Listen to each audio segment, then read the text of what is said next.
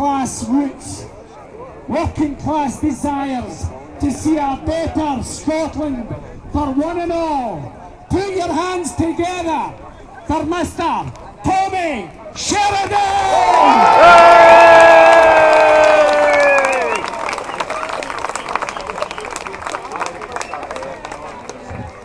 Folks, is it this one here? Is this right? Can everybody hear us okay? Can I first of all, taking up some of the comments that have been made at the side here, first of all, congratulate you for making it here today, because there are a lot of road barriers up, you're probably aware. Even though certain races finished hours ago, the barriers are still up, but it's not prevented you from getting here, so well done, folks.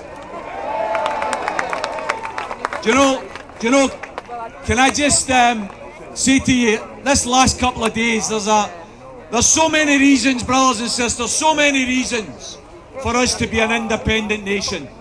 But in the last couple of days, I couldn't help think as I watched the news unfold in relation to the literal massacre, the genocide that has taken place in Gaza and now in the West Bank as well.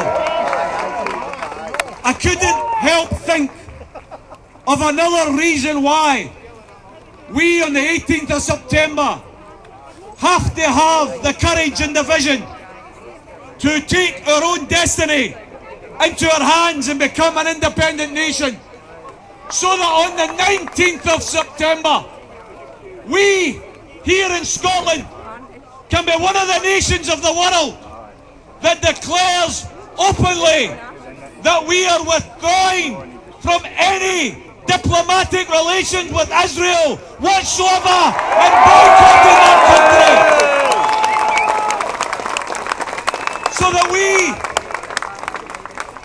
So that we as a small independent nation on this planet can stand up in solidarity with the men, the women, in particular the children of Gaza and the West Bank, who have been slaughtered by guns, slaughtered by bullets, slaughtered by missiles, supplied by the United States of America and by the United Kingdom. It's a damn disgrace what's happening, brothers and sisters.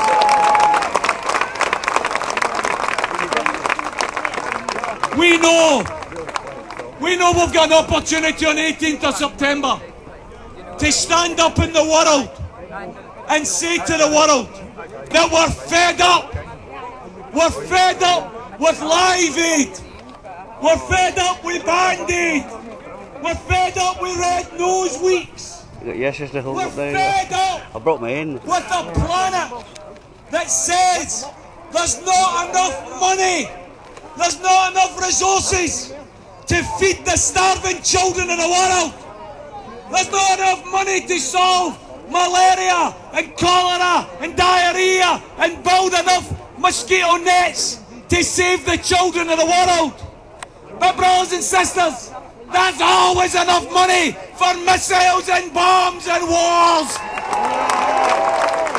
We're fed up with that.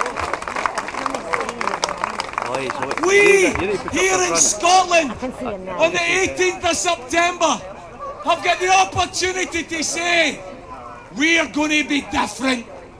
We're going to be different because we know in our hearts one of the main reasons to vote yes on the 18th of September is we're going to send a message across the planet that we would rather feed the wains, build the hospitals, invest in the schools than spend another penny on a weapon of mass destruction. That's what we're going to do.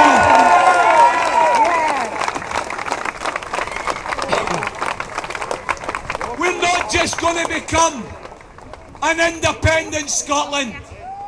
We're going to become a nuclear-free Scotland as well, brothers and sisters. I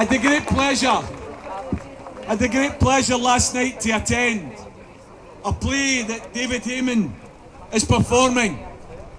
And in that play, he talks about the transformation of certain people in Scotland who most of their lives have been Labour supporters, because Scotland was a working class country that was brought up for many years to support Labour. Brothers and sisters, the working class of Scotland have not abandoned the Labour Party. The Labour Party have abandoned the working class of Scotland. And that play is about that man's journey from being a Labour supporter to being an independent supporter. And in the course of that play, there were certain points made about what this vote is about and what it's not about. Many of you here will have different political opinions. Many of you here will vote for different political parties or individuals in 2016. What we have to do in a united fashion, brothers and sisters, is we have to make the point time and time and time again. The 18th of September is not about Alex Salmond, the SNP, or any political party or individual. The 18th of September is about the future of Scotland.